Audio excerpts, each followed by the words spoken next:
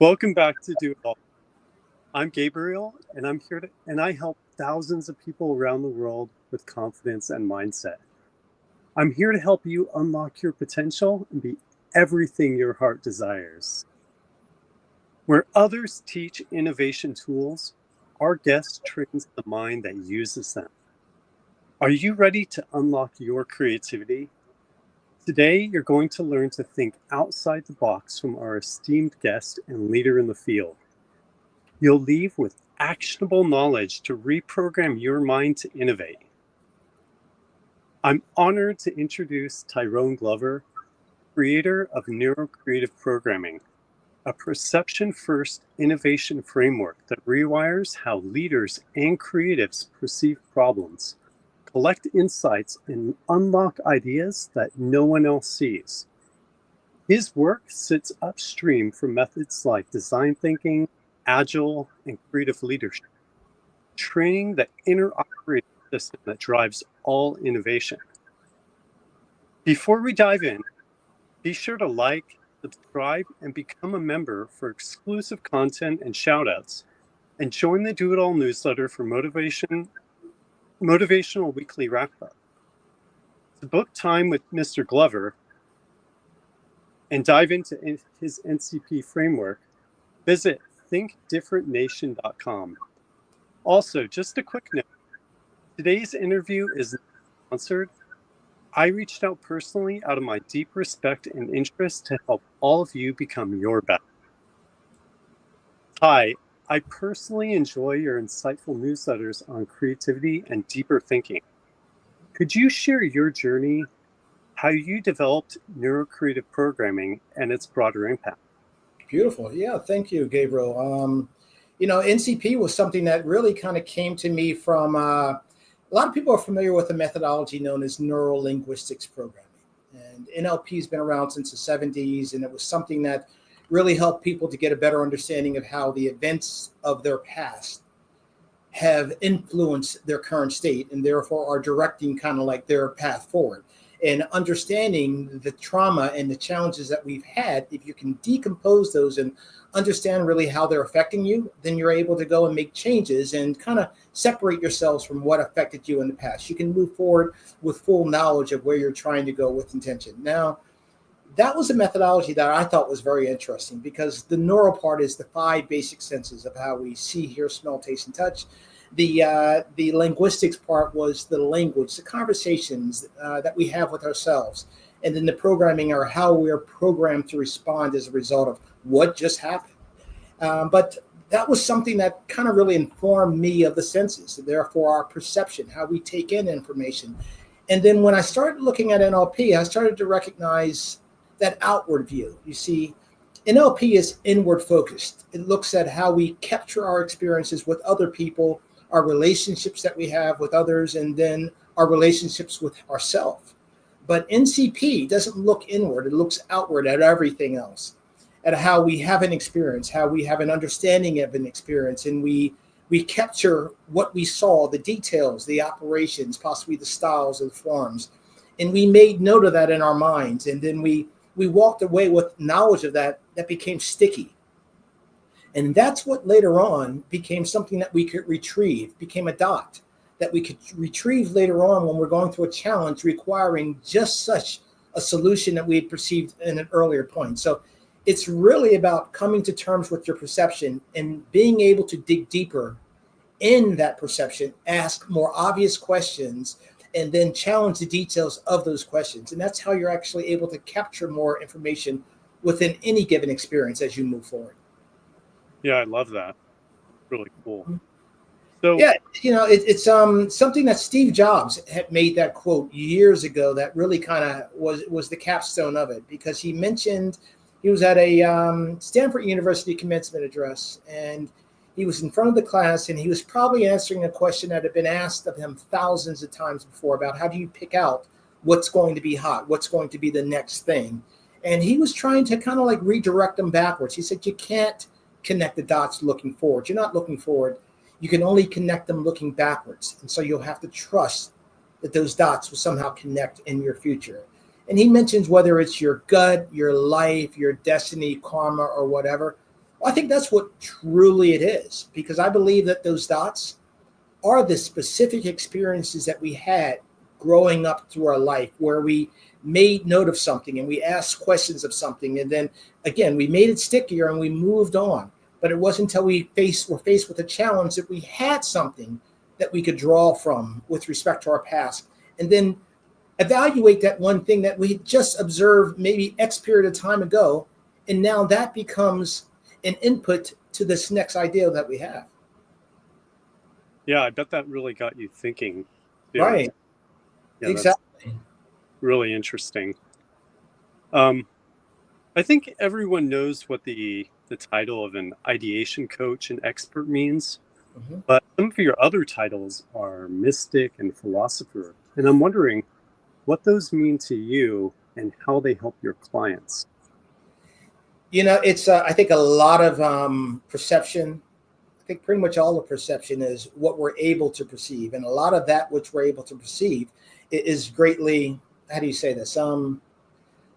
Our senses are only one frame, but those senses that we have are sight, smell, taste, touch.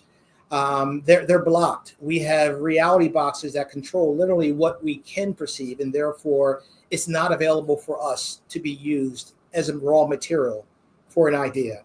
Just to give you an idea of what I'm saying there, for example, I remember being in Costa Rica back when I was probably like 22, 23. Here I am, young guy, down there trying to learn Spanish for a month. And I'm in a bar, and I'm a guy that's kind of awkward. I had really bad acne at that point, so I was really self-conscious. And there was a young lady across the bar who caught my attention as I caught her attention, evidently. And I got so nervous about that situation because she was too pretty for me. She was too much for me. I couldn't handle that. On top of the fact that she probably spoke Spanish. I didn't speak Spanish. That's why I was there. And she was just way out of my league. But she started walking towards me. And as she got closer and closer, I'm going into full flight panic attack, recognizing I'm not going to know how to handle the situation. And when she gets right over to me, she speaks. And I turn to her and I say, "I'm sorry, I don't speak Spanish." And she says, "Well, I'm speaking English." Now, because of the fact that I was dealing with a situation where I did not believe I would be able to understand her or have any shot with her, I completely disabled my ability to consciously process the information that was coming towards me. And therefore, when she spoke English, I could not understand it as being English. So this is how our perception works, and our reality boxes of what we believe control what actually can come within that box itself, and therefore inform us. And that's one, again, you have to be able to collect your information from somewhere. Now, you mentioned the mystic aspect of it. I've been really studying and reading a lot of esoteric knowledge, and greatly knowledge that came out of the, we would consider as being Stoicism. A lot of folks talk about Ryan Holiday and his book, The Obstacle Is a Way. And I started recognizing the fact that long before I even read Ryan Holiday's book, I started recognizing and reading about Hermetic principles and about the laws, or whatever are perceived as being the universal laws of reality, the laws that structure what we can know and understand within this reality.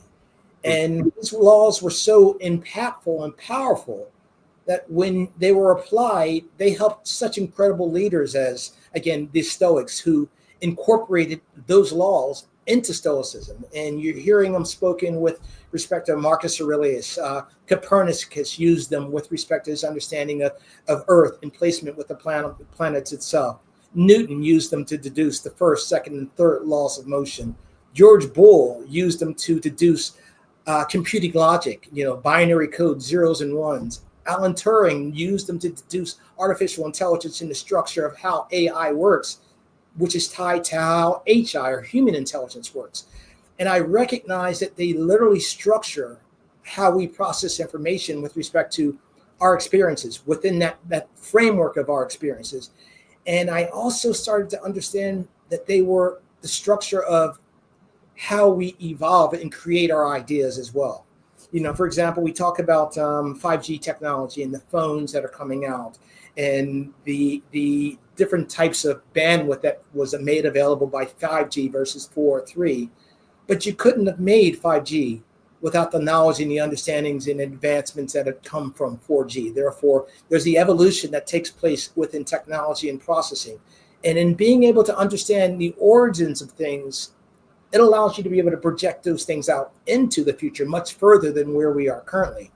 So there's a great deal of understanding that can be gained when you understand the rules of reality and apply them towards your everyday experiences and shape and frame those experiences with respect to the reality itself. It allows you to be able to see outside and break literally outside a proverbial box, which are taken away from, should we say, by those rules. Awkward way of saying it. No. First of all, I wanted to thank you for sharing that great story, your own personal story, and how you couldn't even process the situation at hand. So that was really understand like how perception and these filters get in the way. And then secondly, bringing that ancient knowledge full circle with how we perceive things and how people have used it. That's really. So there was so much that was lost. People. One guy mentioned to me, he said, "Do you think it was really all that impactful? What was there 2,000 years ago? I mean, do you really think esoteric knowledge was or could have been could have had such a dramatic impact on where we are today?" And if you think about the fact that out of all the history that had been collected over the thousands of years of the Egyptian, the different empires surrounding or that are in present day Iran, Iraq, and Mesopotamia, let alone the Aegean and the Greeks, that was thousands of years of accumulated information where you've got societies that are high culture, the Egyptians, for example, and they have time and the attention to be able to sit and study something, not for days, weeks, months, but for millennia, and acquire knowledge based on what you're focusing your attention on and moving forward and transferring that knowledge to the next generation and next and next.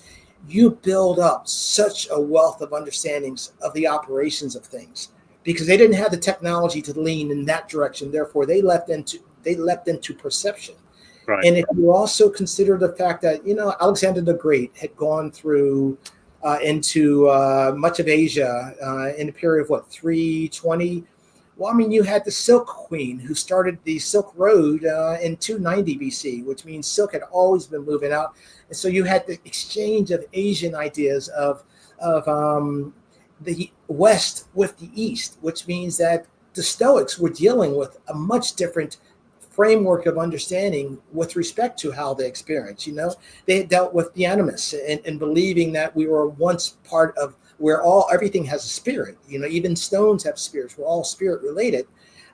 They were also dealing with the Eastern philosophies and understandings that tied greatly into mystic traditions and the Kabbalah and mysticism itself. And so there was a much different framework where they thought from the big picture down to the small picture, whereas we think from the individual up to the greater. And when you think from those two different perspectives, you miss a lot. And so I think a lot of what had been captured over those millennium, when it's lost, it's lost. And we've retained, again, roughly 1%.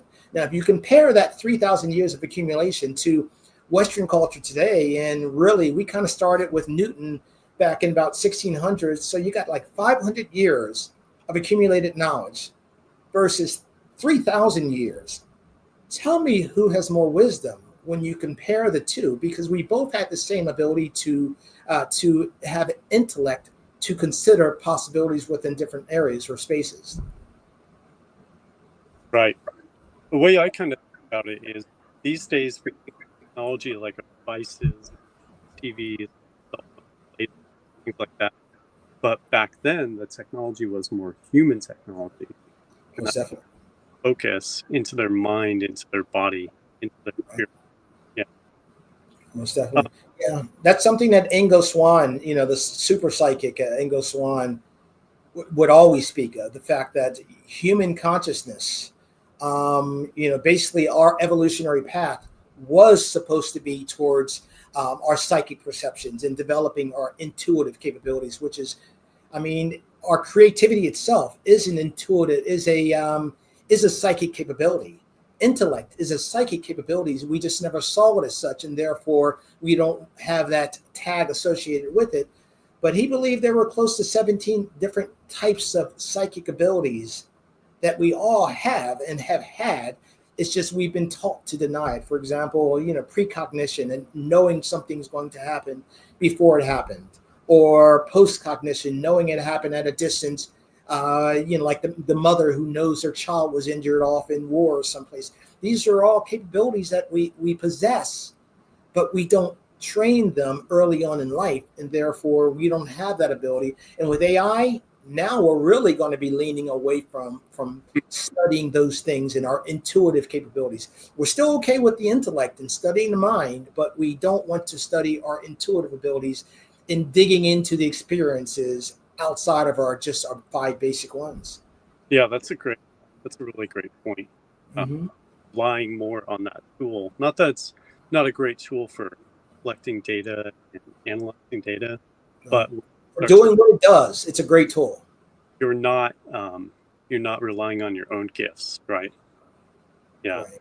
And again, especially with artificial intelligence being the creation of understanding human intelligence in the rules that drive or structure human intelligence in reality. So they took that and applied it to AI. We should be leveraging that same understanding to help us to perceive and to collect more and to create bigger, better. Right. So Tye, to move to the next question. Sure. Something about you. I'm curious, what's something that people are surprised to find out about you? Something they might not realize. Something about you. This is a story that also plays into the reality boxes, into the story about the young lady in Costa Rica, and how we walk into situations with assumptions based on our experiences from the past, and they paint what our experience within that situation will be. I remember going through an experience where I found out I had a below average IQ, and I remember that was such a vivid point for me, because interesting enough, I remember when I took the test, I was in 5th grade. And I remember that because, long story short, I had been out a day from school. And when I come back, the teacher says, I want you to take this test again. I hadn't thought of it, but I want you to take the test because you did poorly, because you were out, and you did poorly and you were out the next day. And I think you might have been sick. And so I remember vividly, I don't remember where I was, but I remember that I wasn't sick, that my mother had taken me someplace and we virtually played hooky that day. So when I took the test again, I had a vivid memory of that test and sitting there in the shapes and the structure and everything else. And I didn't know what to do. And I didn't do well on it, but I moved through it. And I didn't hear of that test until, again, moving from 5th grade to about 8th or 9th grade, first year in high school, as a matter of fact, in Greenville, South Carolina, where I'm down in the counselor's office trying to find out about college prep and about what do I need to do. And the counselor tells me that I should consider more of the technical trades because my IQ came in below average, and maybe that I would be more successful in that path. And I remember that was such a pivotal point in my understanding of who I was and my capabilities of what I was able to achieve. And it took me a long time to finally, I would start college, and I would, as soon as I had a class, like I was a business major, statistics, you had to take 4 years of statistics, and it's not a fun program. And as soon as I had any challenges, I would drop the whole year. And I was just dropping more classes than I was completing because it gave me an out, because I didn't believe I was smart enough to be able to finish that, because they told me I wasn't smart enough to be able to finish this information in the first place. And those kept ringing your head, right? you down. Of course. And it gave me an out, especially when you're cramming for an exam and you're not, we have to do what we have to do. And the one thing I learned through all that is that I do think differently. And I may be slower in certain areas than other people, but they're slower in areas that I'm not slow in. And I recognize that I need to pick up that book and I need to study that book 5 times harder than the next person, because I need to study that much harder to get that knowledge. And I just need to do those things. We do what we need to do to acquire the information that we need to move our lives forward in a direction where we're trying to go. And so that was really an empowering moment for me in recognizing that. But even still, when I went into my career and started working my first job in corporate America, terrified that they're going to find out that I'm not smart. And so I had the whole imposter syndrome. And it took me many, many years, and a lot of years of anxiety medication and panic attacks, probably close to 30 years of it, until I finally more recently gained my power and understanding of where my space is and my intelligences are. And we don't worry about the rest. Right. Mm-hmm. Yeah. Most definitely. It's really important to know how you work and what your strengths are. And not that you can't build up other strengths, but if you know you're forgetful, you make lists. If you know you need to cram more, you just put in that time. And that's something you accept, then it's something you can grow from. So and that's for example, multiple intelligences with Howard Gardner, Harvard University professor, like 7 or I think 9 different books on the subject. But it was about the fact that we have close to 9 different types of intelligences that we all have share portions of. For example, the naturalist would be the person who obviously is the indigenous person who knows flora and fauna, who understands what's happening within their environment. Anyone walking in there from Harvard or Yale with a mathematics degree could not survive for a day there, let alone, anything else, because they don't have that intelligence. But there's also the musical intelligence. There's the interpersonal, the person who's very good with other people, the intrapersonal, the person who knows self. And when you start to really understand where your spaces are, you can gravitate towards them even more and build those spaces up, and you don't worry about the others. Now, I happen to be very high in mathematical logical because I've also worked in, for in the supply chain space, and so I had to develop that over the course of a period of time. But yeah, it just you lean into what you're strong at. Typically, that's what we do. True. Mm-hmm. Right. How do you start your day, like to get yourself in the right mindset to expand and open up your own creative mind? What do you do to start your day? I recognize, of course, we have we know what we need to accomplish for the day with respect to the big picture. But I recognize the fact that I've got 24 hours in that day. And I recognize that, our bodies typically burn about 2,100 calories a day. And of that 2,100 calories, about 400 of those calories are dedicated towards thought. So, whatever we're thinking about, we're burning calories, we're burning energy. And whether we're sitting there watching a soap opera or sitting there and listening to an audible book on nonfiction and learning about something, or applying our attention and focus in a particular direction to solve a problem that we have, I recognize that thought is expensive. And I have to spend it wisely because it's a non-renewable resource. And if we don't leverage it in the proper direction, then we've lost it for that day and we'll never be able to get it back. So I'm very intentional in what I do. And that's one of the ways I'm able to be more intentional, but by directing thoughts in a direction that adds more value to my life. That's smart. Yeah, that's really, because a lot of times energy level just in feel, or if you can go run, stay up late. But you're right, a lot of those calories do go to your thoughts. Mark. Yeah, and I don't think we really make we don't really recognize the relationship. The fact that when you go to the gym and you work out and you lift in whatever way you lift, it's hurting, it's hard because you're taxing your muscles. But when you also study, or when you apply your attention in a mental process, it's also hard, because you are applying it in a way that's burning calories, burning energy, just by working through the problems that you're dealing with. So we don't really make we don't equate them as being the same, but they're the same. Everything is a mental process in anyway. We're all mental bodies.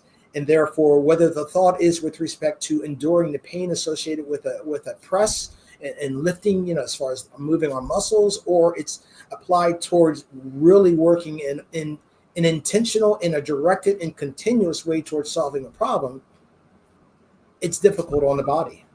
Right. How do you think that applies with emotions? Does that go through that mental energy?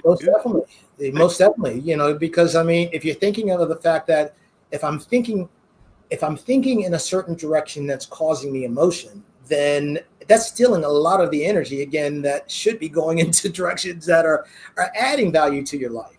And so it also helps us.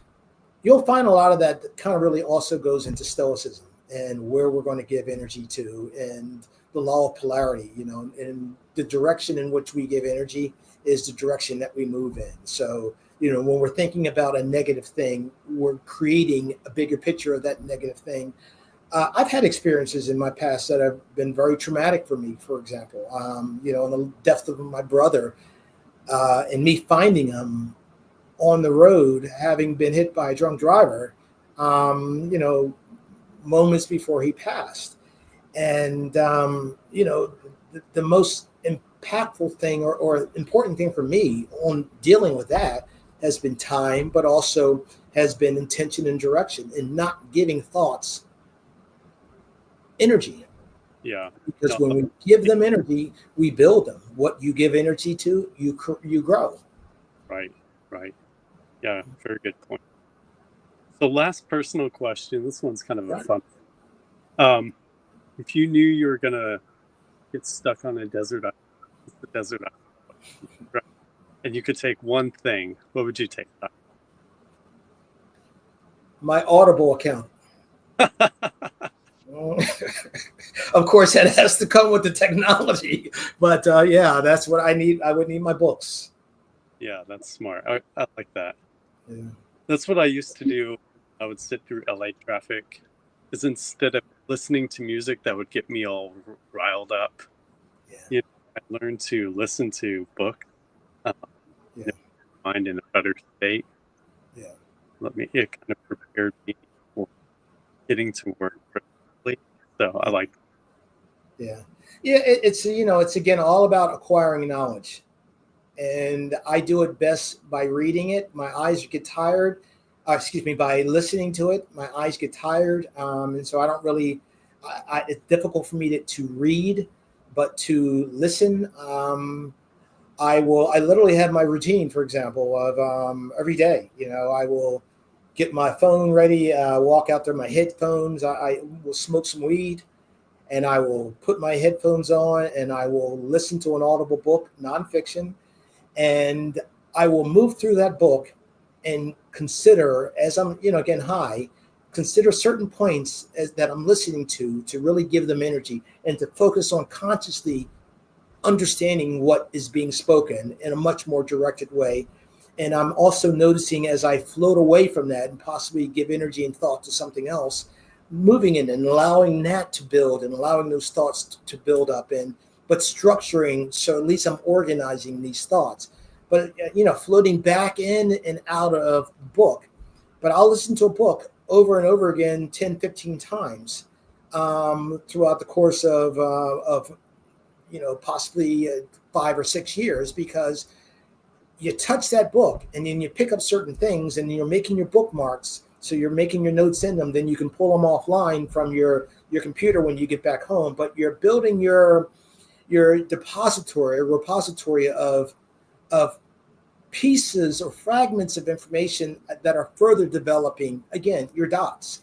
And so, building those dots, or building a big repository of dots, requires the acquisition of information.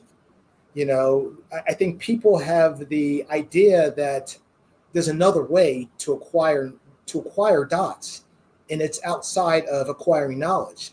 But there's a law, law of correspondence. It's the second law, and it says nothing comes from nothing. And Newton used it for the first law, law of motion. An object at rest stays at rest. But from something comes something subsimilar. Means at each instance of a moment, that object with time will be different from what it was in a prior moment. With Newton, he applied it. An object in motion stays in motion. So there's the applications that he used with respect to the laws, but we can also see them with respect to how we understand, again, and process that information. I think I lost my train, but going back through those books over and over again, I'm building up those fragments, and we cannot have an idea without the raw materials or the dots available from which we can build an idea. For example, you can't have a cheeseburger without the hamburger bun or the hamburger meat. You can't have an idea without the component A, the component B, the component C that's pulled together and connected to create that idea. I listen to repeatedly also, whether I'm starting to think deeply about something I heard, or I in respect of maybe when I'm driving and I have to get off and miss the part. So I would listen to it times as well, especially when I really like it or I feel like I want to absorb it deeper. Yeah. Stronger neural, those dots. Right. You'll capture different fragments in different ways where your mind is ready to receive it in different ways. And so you're probably not going to remember 90% of it you won't remember. But the more you're going through it, the more you're building. Each time you're listening it again, you're building a bigger, let's just say a three-dimensional, what's the word for it? Model. What is that? But it's the, I'll think of it. It's the framework. I'll think of it later. But you're building the fragments of understanding. And, there's a gentleman by the name of Richard Birch, I think his name was, 1901, 1902, who wrote Cosmic Consciousness, and who wrote about how we at the first understanding and the first building of intelligence, and how the single cell could not be intelligent, but it had the ability to be able to collect an experience, meaning if there was a cause, it could feel the effect. And over a period of time, millions and millions of years, those effects wound up building up the basal ganglia and wound up developing further aspects and parts of the brain. Thus, each experience created now an image. And those images were building, again, that framework of that reality that existed within that intelligence.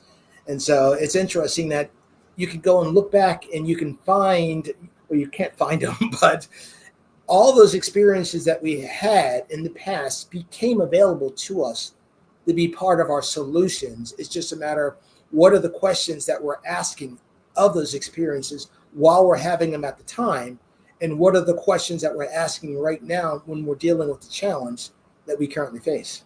Right. Yeah. I hear that. So thank you for letting me get like a little behind the scenes, some fun questions about you, Tye. I think the viewers really like that sort of thing before we dive into the bigger stuff. There's more. I'm sorry, Gabriel. No, that's good. I like it. So some of the Do It All episodes are feature around creativity, right, and sparking creative breakthrough. And your experience here is all invaluable. Could you please share the NCP mental operating system, insights and tools that the audience can think about, unlock their perception? Maybe your own this and passion that you have. So go ahead, please. So you're breaking up for me a little bit. So you were kind of broken, and I'm not sure I heard the full sentence, but I think you were asking me about basically the model that I work with regards to developing our creative abilities, a creative process. Yeah, about your NCP mental Right. Gotcha. how you use it, what the audience can take from that. So Right. please just go deep into all your passions. Right. Well, so I think one of the first things is that, I look at things in three levels or in three categories. The first thing is we have to be able to understand perception and, moving through the process of understanding our reality boxes, the things that greatly control what we can understand, what we can know. I mentioned the example, for example, about 𝗖cie in Costa Rica, and the example of, being nervous in that situation. But understanding the reality boxes that we live within, because they greatly control what we can know. But outside of that, it also moves into now that bigger picture of perception. If you think about the fact that out of our entire experiences, when we move through, and I say our experience of sitting right here and watching you on the monitor, me sitting in my chair and feeling what I'm feeling, smelling, and so forth, then within that experience, we only truly capture roughly about 6% of it, because the remaining 94% is information that is not available to us. For example, the details are lost. Perception behind our peripheral vision, obviously that whole half is completely lost. But in any given point that we look in any given direction, we'll gain greater focus of that particular point, and therefore now we start to see more of that experience in that direction. So we don't really truly see and perceive within any given experience through our five basic senses. They're very limited in what they're able to offer to us. But being able to recognize that, and then therefore lean into the details of an experience and try to look for the anomalies that appear. Within any experience, we perceive and understand it according to patterns. For example, I'm looking at the pattern of a monitor, and I'm looking at the pattern of course, you sitting in a blue shirt. These are all patterns that I know to be you sitting in a blue shirt, and so forth. And therefore, that allows us to be able to understand. But typically, what we do is we stay with known patterns and the things that we know and understand. And we don't give any attention to the anomalies that pop up within any given experience. And those anomalies, those things that may be different from what we're used to, from what we've seen before in the past, those anomalies give us an opportunity to be able to ask more specific questions about it. And when we can ask questions about what I just experienced over here and how this works, or for example, the person who deals with fashion or something related to visual designs, they may be looking at the form of something or the shape and the style of something. They're picking up different things that are important to their particular intelligences that are informing them of something that's new. They're creating dots. And so depending on our own particular intelligences and our own inclinations, and when I say our inclinations, the directions where we're inclined to go, the person who's the chef might smell a scent and might be inclined to want to know more about what is it that I'm smelling, because that's where they are. They're leaning into, the sense of smell. But we all operate that way because we're all completely individuals, and therefore we're able to lean into directions. The kinesthetic person, obviously the basketball player leaned into a certain direction because they had certain abilities that allowed them to excel in those areas. Plus, it was of interest. But I think you're getting the point of what I'm kind of expressing there. It's about perceiving, but then it moves into it's about anomaly detection. Because those anomalies, again, are the dots that we're able to collect and make stickier so that we can pull them back at a later point in time. But then it's about moving into that next level of connecting them. Steve Jobs' proverbial dots. How do you connect them? In that situation, you need to have the need to connect a dot. You need to have a challenge. No solution has ever been found for a challenge that did not exist. If I need a beer out of the refrigerator, the challenge is how I get that beer. I create the solution. That might include me getting up until there's another solution that's created for it. But we need to be able to have a challenge, and those challenges can be positive. A positive challenge could be, for example, your kids getting ready for college exams, and they're having to study, and that's a positive thing that they're having to do, and therefore they're having to apply themselves mentally towards doing that.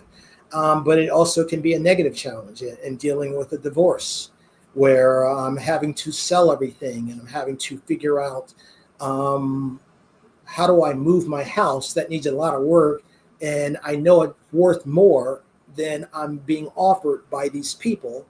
And the solution is, well, why don't I flip my own property?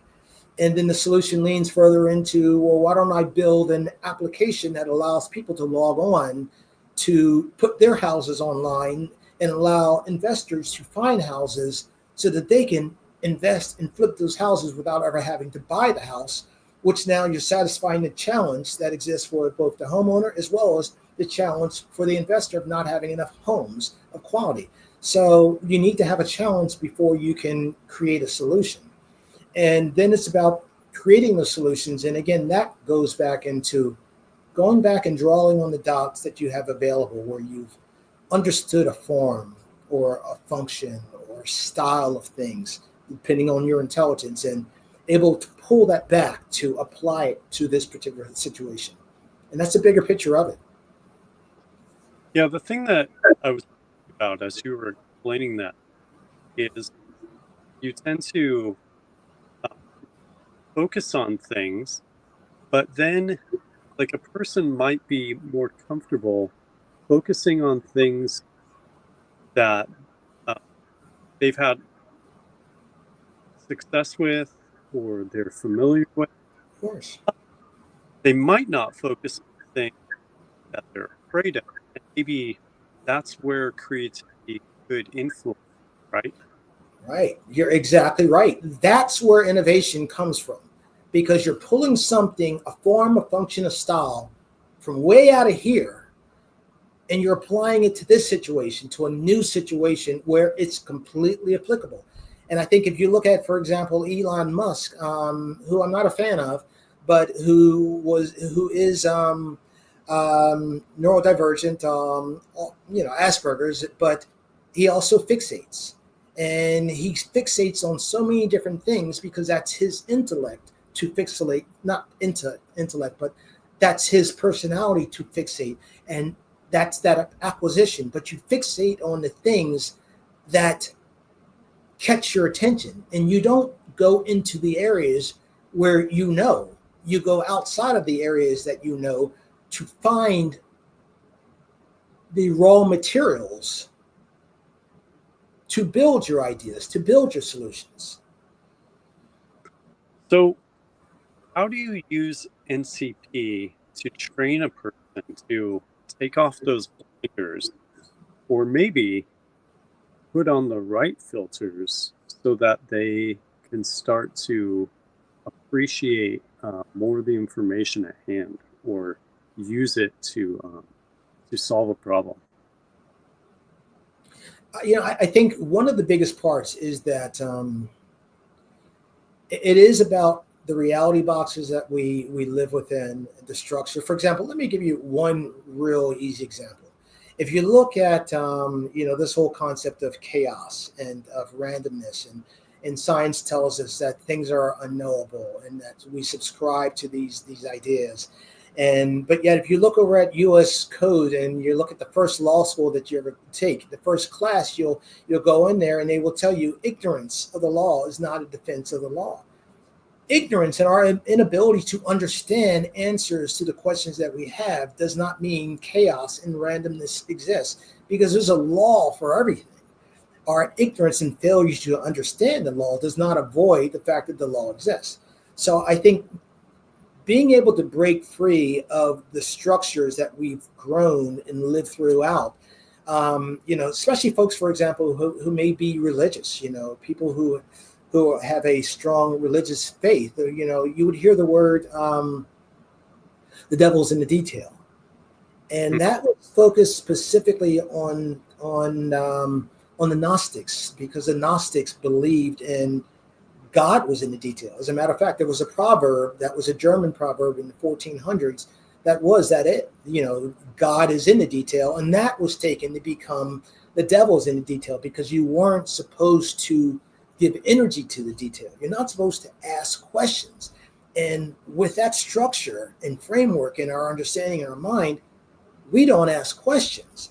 But that is where solutions and innovation lies, in the details of the obvious things. And it's, again, asking obvious questions of the things that we see. Right. And maybe if your team is so used to not looking at a particular area, maybe that's why you're not finding the solution, right? Yeah, see, it's interesting that I'm working with, for example, design thinking and, open innovation, theory U. These concepts really work well with the organization, the company, the individual teams, in structuring, methods for collecting solutions to the situations they're dealing with or the problems.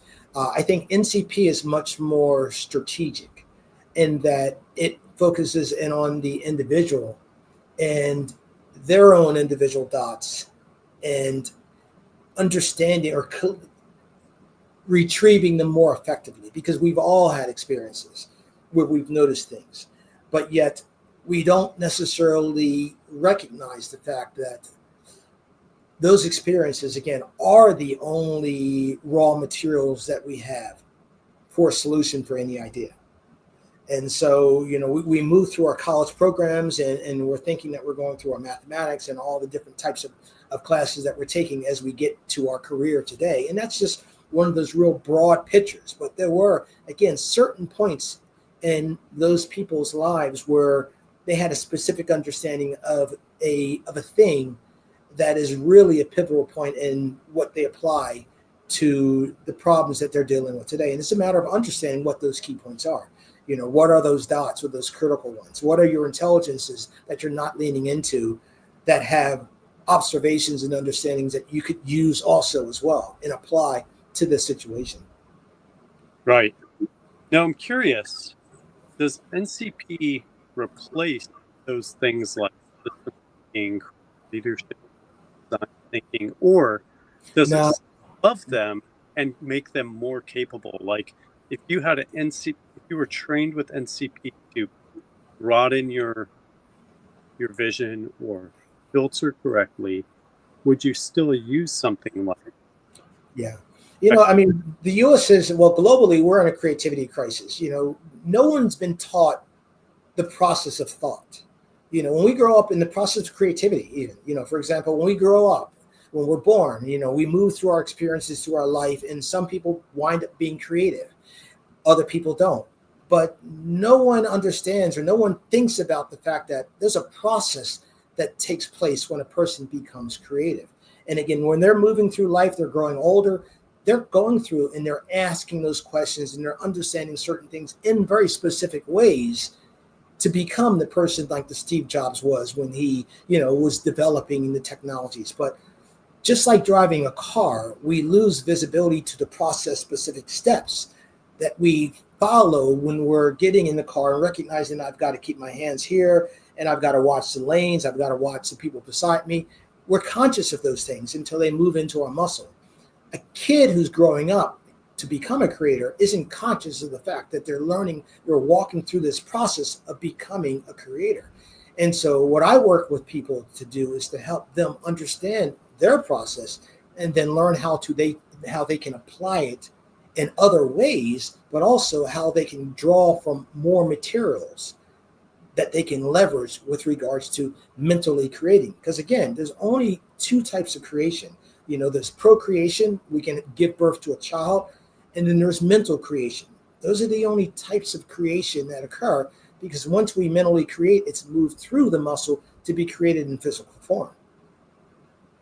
Right. Yeah, like I've heard people say, I'm a thinker, but realized is that people think differently. Everyone has their own way of thinking. Now, it would occur to me that NCP isn't a prescribed method of thinking, or that it respects respects the individual's thought process and owns it. Is it? Well, so remember that you're bringing your raw materials to the game. So, you're literally bringing your ingredients to whatever you're trying to create. But I'm presenting to you the process of how we perceive, how we collect, and how we connect those dots to create solutions. But they're all your raw materials. And this is applicable on whether you're athletic and you're the creator with regards to the physical form, or whatever it is, the process is a mental process of creation until it's moved into physical. Does that make sense what I'm saying? It does, because I would have a lot of my own unique thoughts that I might not be accessing, but I could use more efficiently. Right. And you're observing something here that you're keeping here oftentimes. You're not recognizing that something that you observed over here can be greatly applied to exactly what you're working with here, because it was a form. I mean, remember, it's a process. Processes are things that can be applied in many different ways as long as they follow a similar flow. So in being able to understand what happened here, we can leverage that and we can apply it here. But also styles. I mean, we see this in the fashion industry all the time, and how styles are applied in different ways. One person mentioned to me about, for example, the stairs. If I had to have an experience, then how are people with a spiral staircase? Then how are people coming up with spiral staircases if all they've seen before were the linear staircases? And well, in that situation, you're going to have a person who sees the shape of a spiral. Maybe it's in the shell or whatever. And you're saying, well, wouldn't it be cool to be able to, how do I take this and create this in this way, but in this way? The inspiration was the spiral, but you still had an experience with the spiral that you can now leverage to apply to this situation. It's the law of correspondence. It applies to our entire experience. You can't get around it. And therefore, you cannot have an idea without having collected those experiences before that are the components of that idea. Sure. Right. I think that's what makes each individual effective in opportunity as well, because we all have unique things that we're focused on, experiences that we've gained, and just data that we put into our head and opportunities to make something new. So I'm sure this is a big process that you teach. For the audience, what's like a small step in kind of opening up their eyes or opening up their perception to do this? Something that someone could be thinking about. Let me before I answer that one, let me say one more thing about the other piece. I think when you look at some of the mystery schools, that existed in Alexandria, for example, those are the things that they taught, that they studied, the mysteries of perception, and leaning into the details to ask those obvious questions. And so, the whole concept of a plant growing, we didn't understand the process of plants growing until the 1500s. There's a process to everything. It's just most people don't understand that there's a process to everything, and therefore they don't know how to ask obvious questions of what their experience is. But if you look at as far back as, the mystics and the Kabbalah and the tree of life and, the different shapes, that whole structure is about a series of letters and numbers and combinations that come together to create formulas. It was George Boole that used that same understanding and those laws to be able to watch and observe those obvious things and to watch the process. And by watching the process, he was able to come up with the laws of logic, the laws of thought, I think is the name of it. But there's a process to everything. It's just a matter of being able to ask the question of those processes. And if you look at Penn, I think it's Penn and Teller who mentioned the fact that magic is being willing to give more time and more attention to something that no one else would consider as being reasonably possible. Understanding those things, the details, you are literally creating magic through the solutions that you're identifying as a result of giving it that attention. So I'm sorry, I took you away. Ask me your question again. Yeah. So the question was, without, giving away your whole process, because I'm sure we don't have time for that, but what is a way that someone could learn some portion of NCP to kind of open up their perception, to improve their problem solving or their creativity? Like, do you have a small process or example that you could illustrate that would help the audience um, open up a little bit more in this frame? I would say one of the greatest examples of being able to recognize, the fact that what exists within our perception, if we're willing to lean in and perceive the greater detail, is, pick any point, for example, in a room or outside or wherever, and give that point energy. Meaning, look at that point, smell that point, whether it's whatever your sense is that you're leaning into, but give it energy and notice the details that you didn't notice before, and give greater energy into those details to notice what's more. I mean, you will find that world exists within the details if we're only willing to give that energy. And then therefore, it's a matter of being able to start asking questions of what you're seeing there for the first time. Maybe come back to it. For example, if you're looking at a plant, a flower, come back to it over the course of several days and look at the same thing and start observing how the change is occurring on that plant.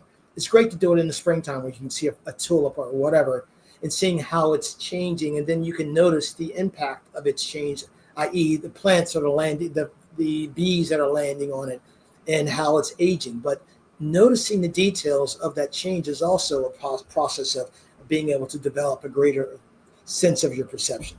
Leaning into whatever you can learn and giving it greater detail, and especially in the areas that are anomalies to you and things that you wouldn't normally give attention to.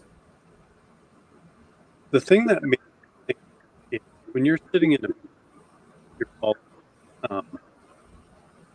that of actively listening to someone, not just hearing it so that you can interject, but really listening to what a person's very powerful to letting them respect you and to really understanding what they're trying to get you.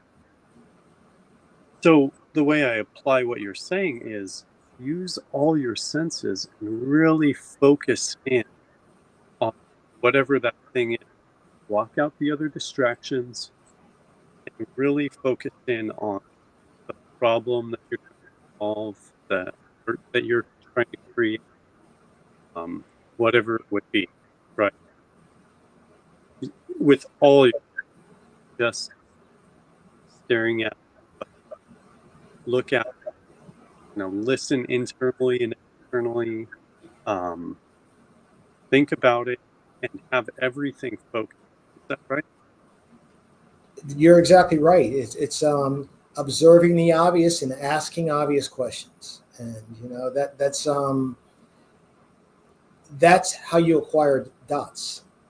And I would say even more specifically, lean into the places where you're inclined to go. If you're inclined to look in a certain direction, to wonder what a sin is, lean into it. I think one of the greatest things that I've been really good at is, if I see something that's an anomaly for me, then I will ask questions of it. And I may not go over there or whatever, but I will ask questions of it to try to figure out for myself what it is, or whatever the W is, what, when, where, why, how, to create an answer for myself. And especially when it comes to a process that I see, or a product or whatever, you're trying to figure out what it is. And then you're trying to figure out how you would have created it on your own based on the raw materials, i.e. the information that you have available from which you can create. And then that's also how you find out-of-the-box solutions for things that were traditionally done in this way.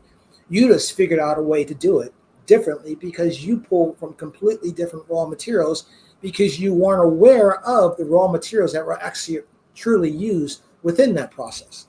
So it's also an exercise in training your mind to continuously be asking the question and remaining curious.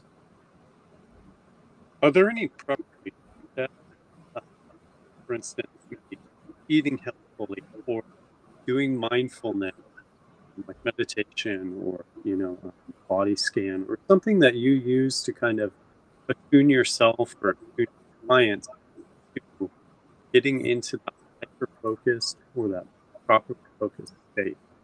Like what can Yeah, you it's leg up?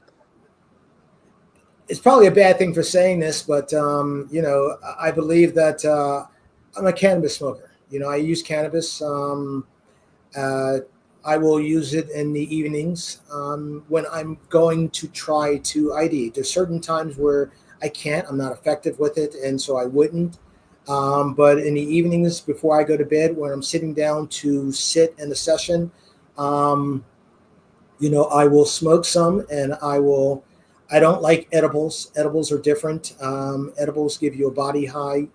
THC smoke gives you a head high, which is more effective for me with respect to the process of thought, the process of figuring out those processes, Hmm. because it allows you to slow things down enough to be able to see and understand what's truly happening.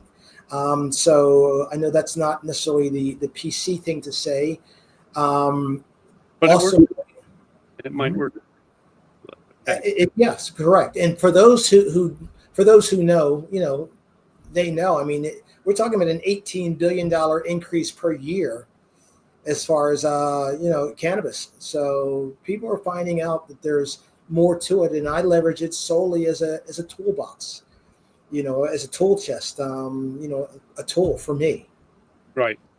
Do you think exercise could be used that same way by increasing the Of oxygen?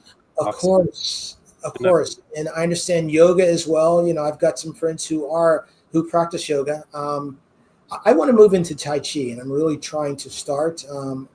But I've got some friends who do a lot of yoga, and they say that they can enter into that space in a very similar way.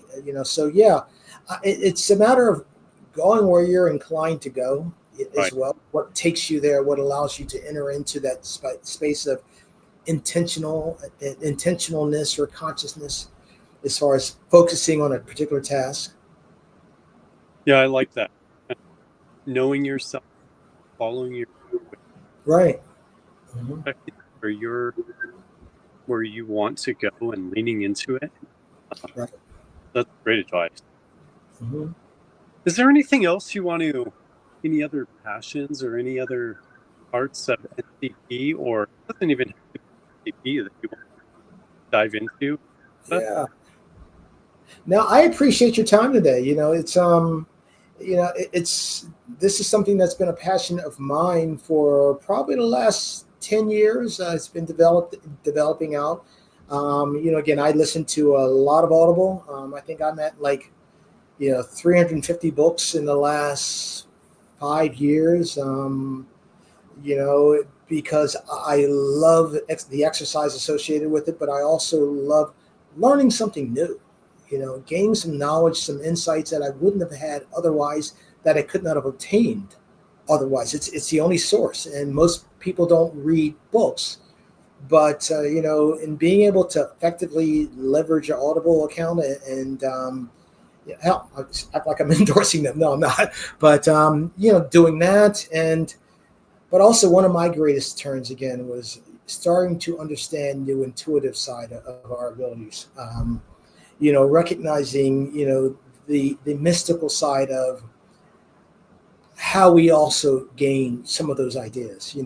I've spoken in the past about the Damien that I believe have, and it's part of Grecian and Grecian thought with respect to our consciousness is composed of, for example, left brain, right brain, but left brain, right brain is also ourselves, as well as our Damien, which is our self that is everywhere, everything, everywhere, all at once. Meaning it's the one that travels forward after our death and will live all lives, and therefore it's been through our experiences and it guides us. Therefore, within this experience, if we're open to perceive we will find that there's information that's made available to us, books that are presented to us, things that we wouldn't have otherwise found because we wouldn't have leaned into the details and asked certain questions.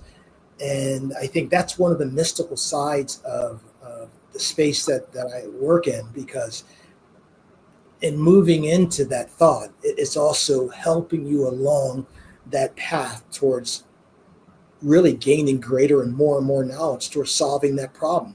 That 𝗖cie is supposed to be, it's fascinating. There's a book written by Anthony Peake called The 𝗖cie.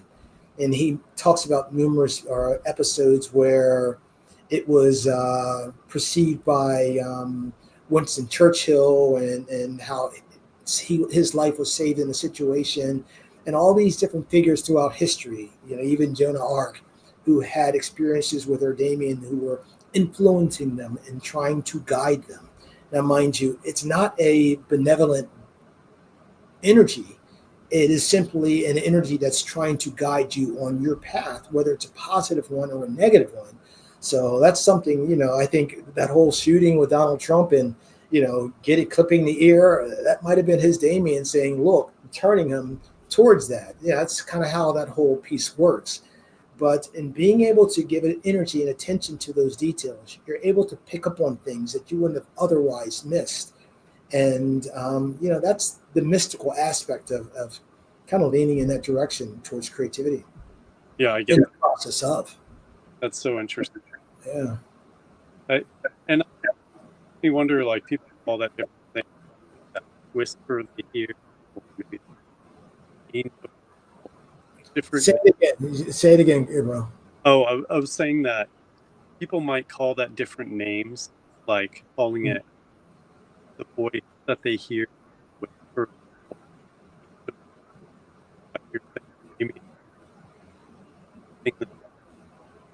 You're breaking up, Gabriel. Sorry.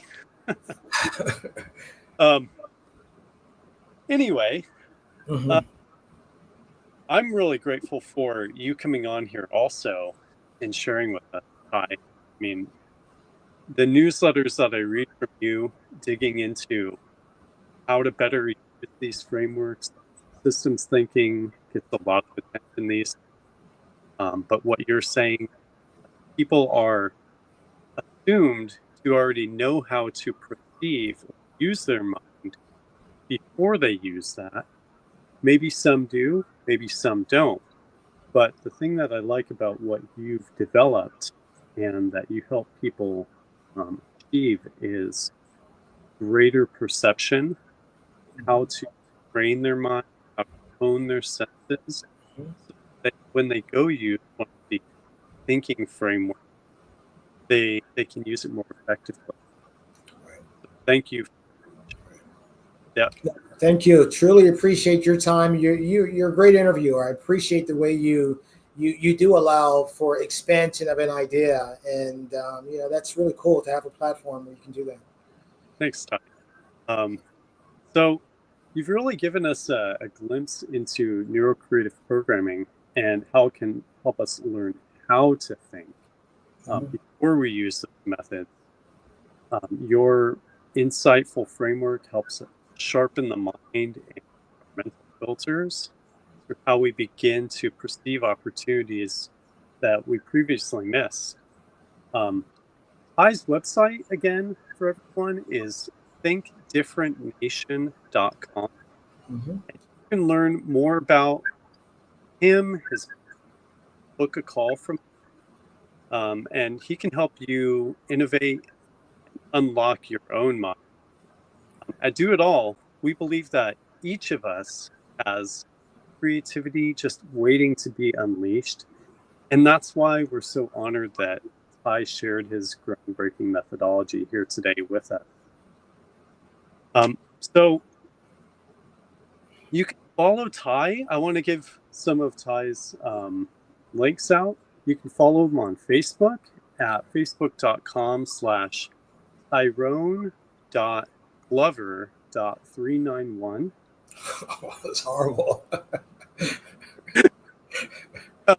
You're on LinkedIn at, this one's a little bit easier, linkedin.com/in/Tye-Glover, TYE-GLOVER, or his email is tyglover@thinkdifferentnation.com. Right. Yeah, you can also find all those links if that was a little hard down in the description. So hopefully just reach out to this. I read his newsletters all the time. Right. That's why I respect Tye, and that's why I asked him to come on here, without getting paid or anything, just so that all of you can learn from. Sure. Don't forget to subscribe and hit the notification bell, and do it all. Just open the membership program so you can have access to stuff to check that out. Please also share this episode with anyone that you think could benefit from Tye's mental operating system. I think. Thank you for joining us. Now, Tye, before we wrap up today, do you have any key takeaways or some really important things that you just want to follow up with? At the end of a meeting, it's always good to give some bullet points of key takeaways. So is there anything that you really want to hammer into the audience? Mercy sakes, I've been hammering hard.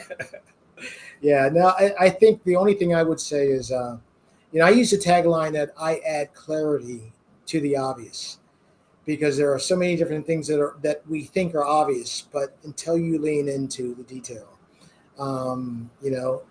that's where God is. And so I would move in that direction of observing the obvious and asking obvious questions.